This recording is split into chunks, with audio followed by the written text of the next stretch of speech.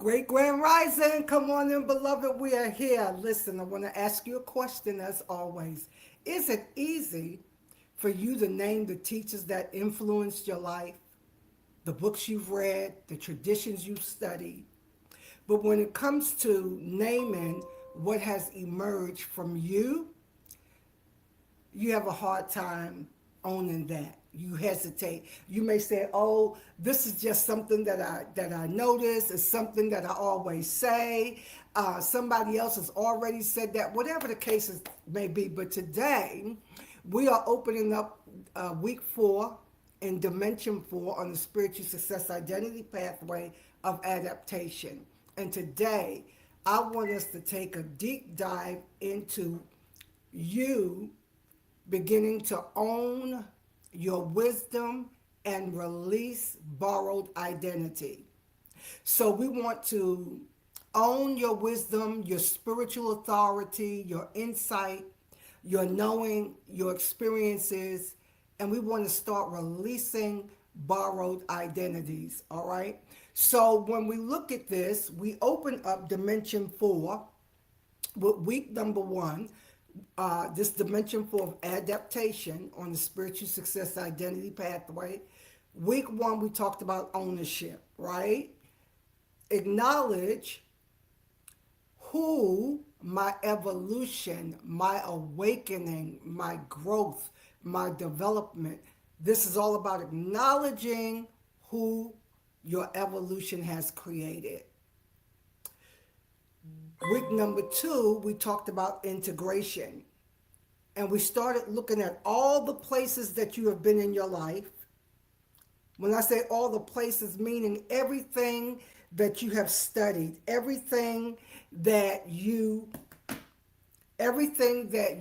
experience, your relationships, your insight, your education, your ministry experience, everything that have made you who you are. We started looking at, I need to discern now what genuinely belongs with me as I move forward, as I travel forward. I'm going somewhere today, and this is going to be important for us. So that was week 2. We looked at integration. Last week, we looked at embodied ownership. And this was about inhabiting your uniqueness, where you stop always editing yourself, dumbing yourself down, not saying the important parts, not releasing your truth, because you're always self-edit. And we talked about translating backwards, right? When you get in certain groups or around certain people, you translate backward to what you think may be acceptable to them, what will allow you not to be judged or misunderstood. So today is all about now spiritual authorship. I want you to write the word authorship. We're going to talk about ownership and authorship. When we talk about spiritual authorship, this is when your uniqueness really gets settled and refined, because you can name, trust, scale, and steward what has become yours to carry. So just write that down. This is an important threshold. What is mine to carry? Because there comes a time when spiritual maturity requires more than just receiving wisdom, more than getting insight, more than getting a fresh download. It requires responsible contribution. So let's get ready to dive into this. Let's activate prophetically. I feel a real strong prophetic flow today. And before we do that, let me just check and see who's with us today. Come on, Great Grand Rising, Reese, Grand Rising, Lisa, Grand Rising, Jill, Grand Rising, everybody that is tuning in from all parts of the known world, all right? So when we start thinking about how to integrate, I'm going this way for a particular reason. So let's just activate. Let's take a moment and just breathe. I'm not just here releasing information, saying something that sounds good. My whole purpose and my goal of being here is to develop these frameworks that if you implement, your life is going to change. And I am very serious about using this universal number 1 year of new beginning. We're in the 8th month of new beginning, right? Of really getting activated. So let's take a breath and relax. Allow the skin over your scalp to relax. If you do that right, you'll feel your eyes relax, your cheeks relax. Allow the tongue in your mouth to even relax. Drop the shoulders down from your ear. We don't want to be in fight, flight, or fawn, or freeze. We want to be in flow. And the way to be in flow is to just release. Breathe. Bring that attention inward to the rich inner light. You can bow your head slightly because where your attention goes, energy flows. Turning that focus inward, breathe, relax. Your shoulders, your arms, your hands, your fingers, your torso, your core, your thighs, your legs, your feet, your toes. Uncross those feet. Feet are flat. Yes, just getting this good posture. Back is straight if you're sitting. Imagine a string pulling you straight up and open up all the core. One more breath, beloved. One more. We breathe to do what? Reset and regulate the nervous system. You breathe to anchor yourself in your body and become grounded. You breathe to turn inward and tap into where the fresh revelation knowledge is, all right? So I want to really talk to us today because we are experiencing some unusual things. We're living in unusual times, and it's time for your unique and uncommon self to come to the forefront. I decree and declare today that in this year of one, in this month of new beginning, there is a major shifting happening for you right now. Major shifting. I want you to start asking yourself, what wisdom have I carried for years, but I never consciously named it? Why am I asking this? I'm asking this today because I am convinced if you are here, there is something unique in you that you have not yet named, you have not yet owned it, you have not yet stewarded it. And I want to help you recognize what your wisdom is. Thank God for all the teachers, all the degrees, all the ministry experience, everywhere you've been, all the relationships. We're thankful for that, and we give credit to where credit is due. I heard Larry Reed said this the other day, and it was so in line with what I have been teaching, and that is that where you begin to, I'm paraphrasing him, where you recognize your gift is not meant to be where you use that gift. In other words, particularly for those of us that come up in religious institutions, you stay one place all your life. Now, I know that there may be some stable pillars there, but that's not everybody. Where your gift was birthed out is not where you're meant to serve with that gift. I believe that's how he said it. So my point today is your uniqueness is your wealth. I call that what? Your wealth attractor. Your uniqueness, that the part of you that you're not owning. You're not owning it. You recognize it. You know it's there. You even believe in it, but you're still not yet owning it, naming it, or expressing it, right? So I want us to get to this today because I want you to start putting your finger on what's going to break you into a new dimension. I want you to put your finger on it. We've talked about this many times, beloved, because it's so easy and it's so natural to you, you don't think anything of it. But I am determined by the grace of the Almighty Creator that is in you and I, that today you're going to seriously and honestly take a look at what is unique about you, what wisdom is living within you. You're going to name it and own it. So this is how you start this, beloved. I'm going to look at my notes because I don't want to forget anything today. This is how I want you to start looking at this. So I asked the question, what wisdom have I carried for years but never consciously named it? So I want you to look at this. Number one, what do I repeatedly see? What gets your attention? What do I repeatedly see? What do I continually teach? There's a thing that keeps coming up in your life over and over and over again.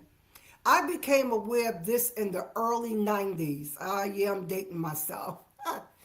In the early 90s, when I was going all around the country, preaching, teaching, running revival, doing retreats and advances, we called it back then, I noticed that, this is how I started noticing my uniqueness and my framework.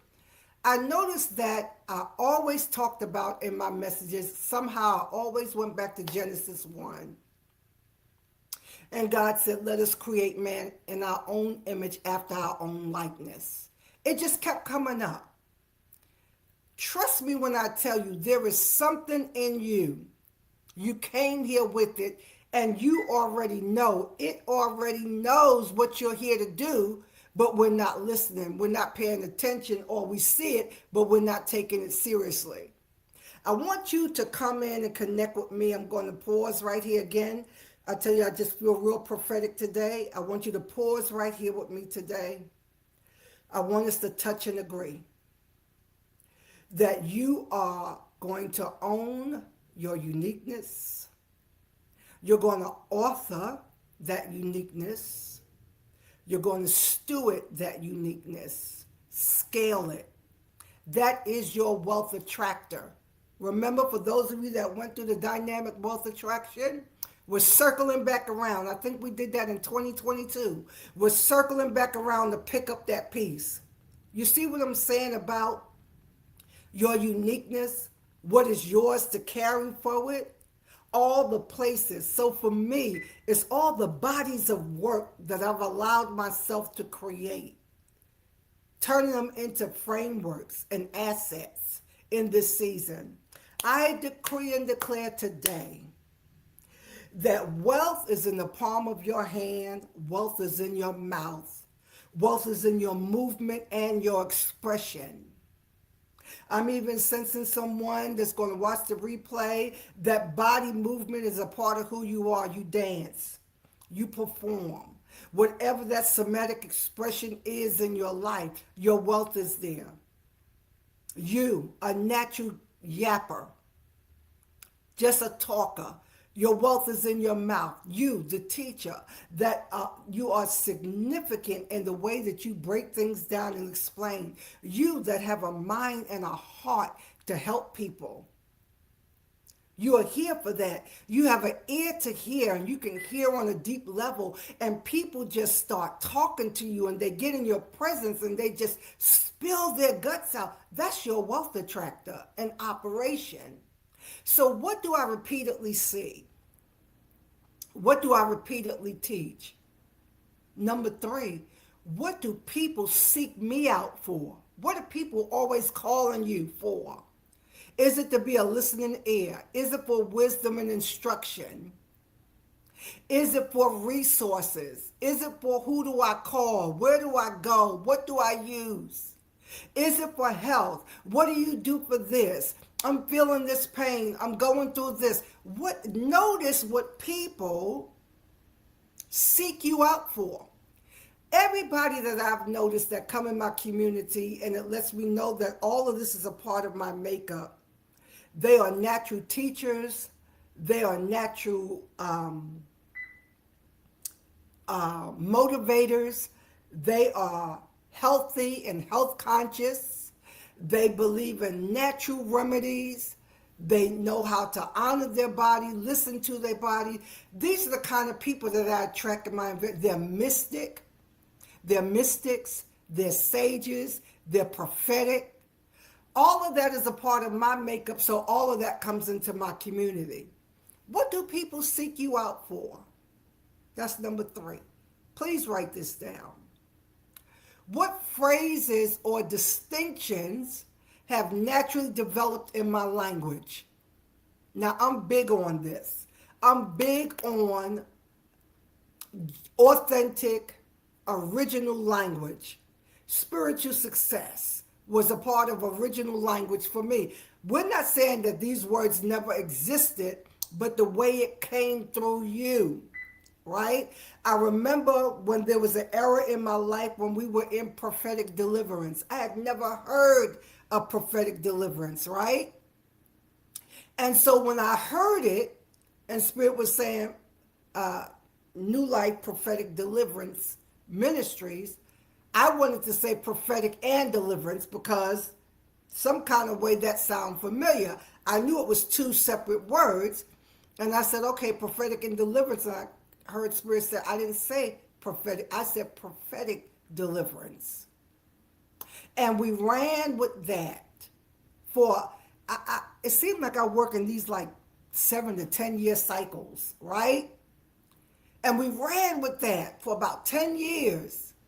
And then Spirit came again and said, that container is not large enough to what you've evolved into, right? And so don't let anybody tell you that you have to be stuck with a name or a way of describing something your entire life. Because every time I evolved, the ministry evolved. Just like Israel, every time they moved and they traveled, they put a stake down and they named it and called it something. That's ownership, authorship. We ran with prophetic deliverance for about 10 years, and then Spirit said, that container now is not large enough to what you've evolved into, right?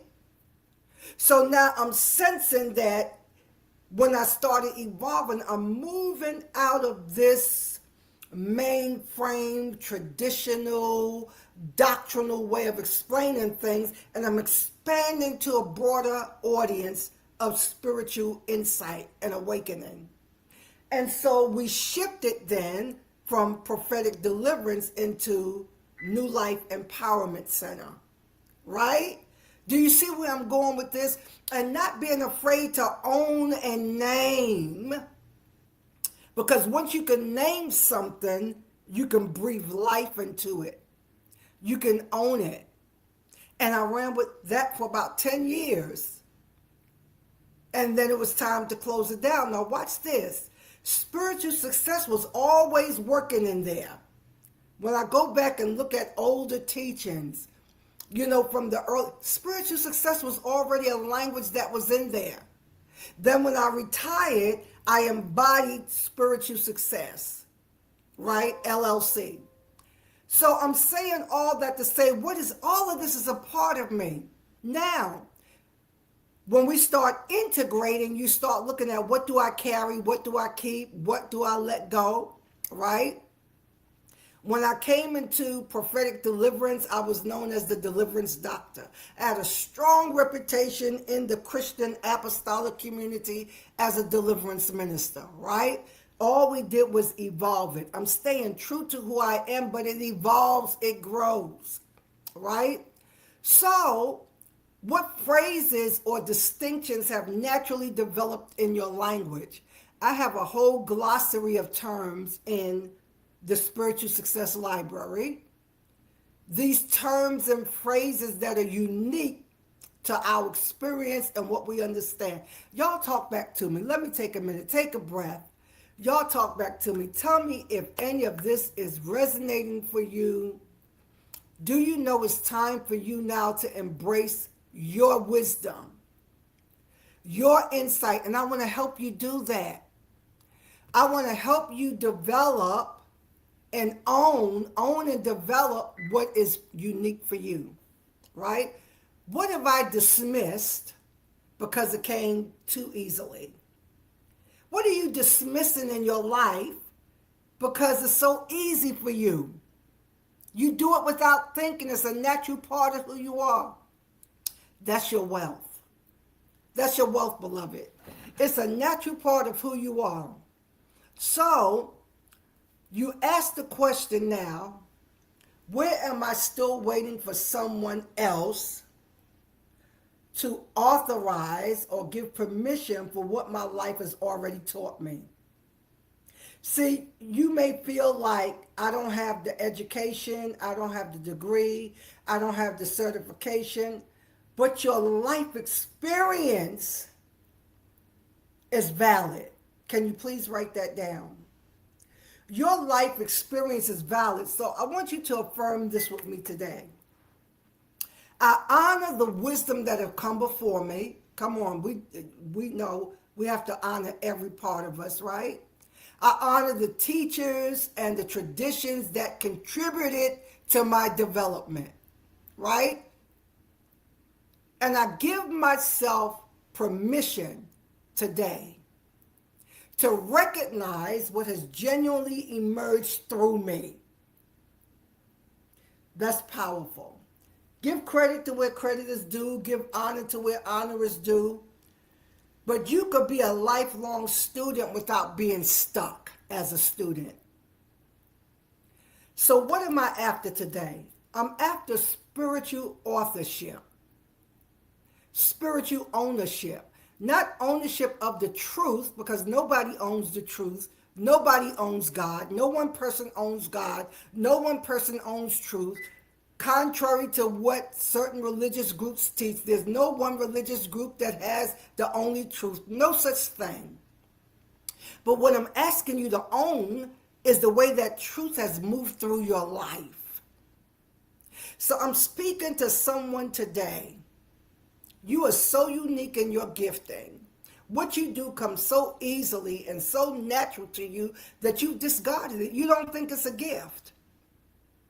What we're going to do is, I want you to name that thing, own it, and then we're going to develop it into a framework so that you can begin to benefit from your own wisdom.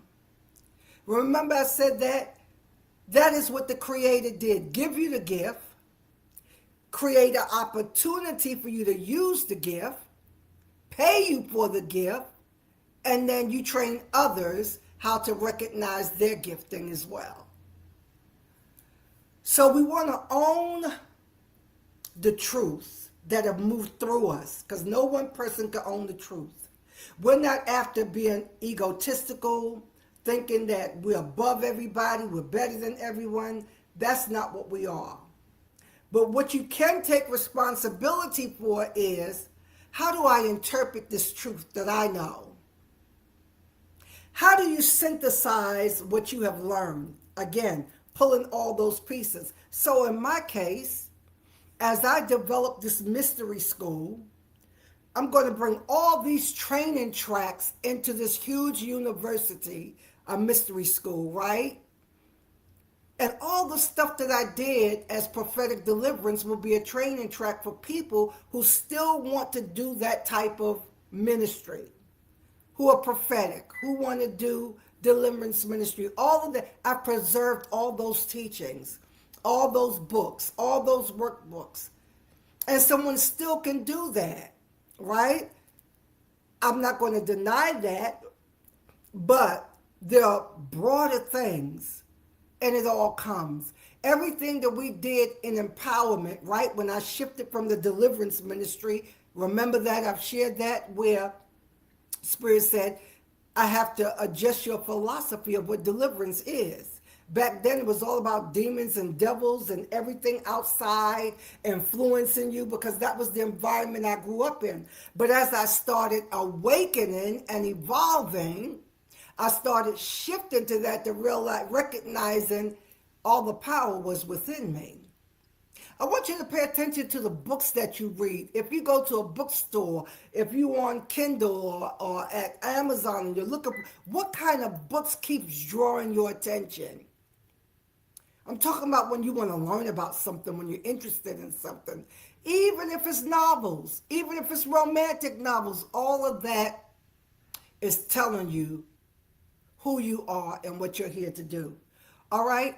So we're taking ownership of the truth. We got to start looking at how are you going to start applying this truth to your life. We're on this identity pathway because your identity is the key to you stepping in to the version of you that is here to impact, to create wisdom, to create income. And I want you to touch and agree with me today that this is the time, this is the season you're going to elevate. You're going to elevate. We're not chasing after love. We're not chasing after money. We're not chasing after position and recognition. We're coming inward. We're coming home. We're going to tap into the wisdom and the gifts and the uniqueness that is a part of who you are. We're going to own that. We're going to name it. I want to challenge you. I'm going to go all the way down here in my notes to my CTA. Because I want you to do just one thing, right? I want you to do just one thing. I want you to look for just one thing this week. I want you to look at something that is in your life that keeps repeating. I want you to look for the signs, the signals of who you are, what you do. What do people always ask you to do? What attention keeps repeating? It keeps getting your attention. Because who you are, the body of work you're here to do is not somewhere in the future. I want you to get the boldness and the confidence to start working with what's uniquely you. I can feel you. I can feel you. Some of you all are sitting on gold mines. There is something so unique about what you do, the way you do it, how you express it, but you're sitting on it. I call you up and out. How we used to say in Jesus' name. I call you up and out. Come out with your hands up. I surrender all. This is the season. I want you out of your head, into your heart, tapping in to what is unique for you. So, something I may be ready to consciously name and take control and author it. Something that's in your heart that's so easy. I got to stay here one more minute. It's so easy for you to do. It's easy for me to pray for somebody. It's easy for me to pick up a phone and say, how are you doing? I've been thinking about you. Do you know that may be part of a gift? And one of my clients said that years ago, and she named it because it was very easy for her when somebody came to her, awareness to pick up the phone and call it, and then she named it. Her spirit said, call that the $1 million call. The $1 million call. And so she owned that. She named it, and she operates in that framework, and every time she does it, there was a huge blessing attached, not only for the other person, but for her as well. Do you see how simple that is? Do y'all see what I'm getting at? There's something that you can do that's so easy for you to do. We want to start expanding that so that not only do you do it and make the impact, you create income from it as well. We're not going to leave 2026, this year of one. New beginning, initiation. We are not going to leave this year without you creating income. Independent, even if you're on a job, this is not even about being an entrepreneur. Even if you're on the job, I want you to create more in that space.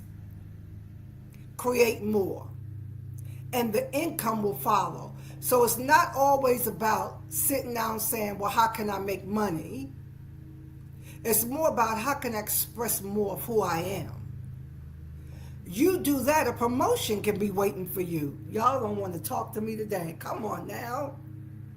How can I express more of who I am? How can what's in my heart spill over?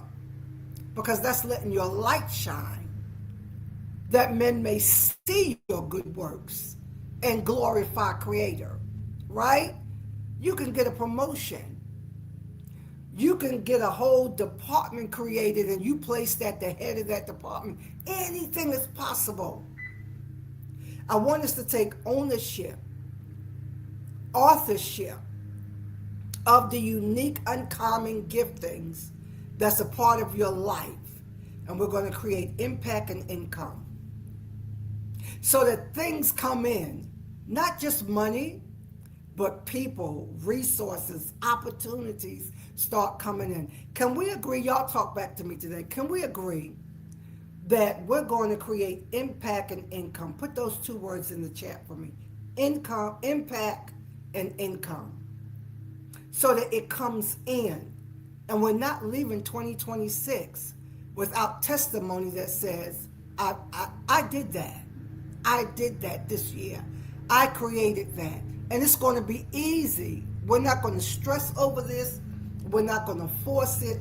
We're just going to allow it to become easy.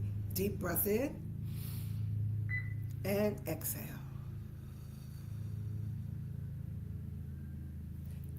All right, lovelies. I am going to release you with many blessings for the rest of your day and your week. And it is time to take ownership and authorship of your uniqueness and name it. And next week, we're going to open up Dimension 5, which is activation, and that's all about creating movement. How to start moving in this thing so that we are creating that impact and income. All right, lovelies. Share this on your timeline, like it, leave a comment. I appreciate it so much. Bye for now.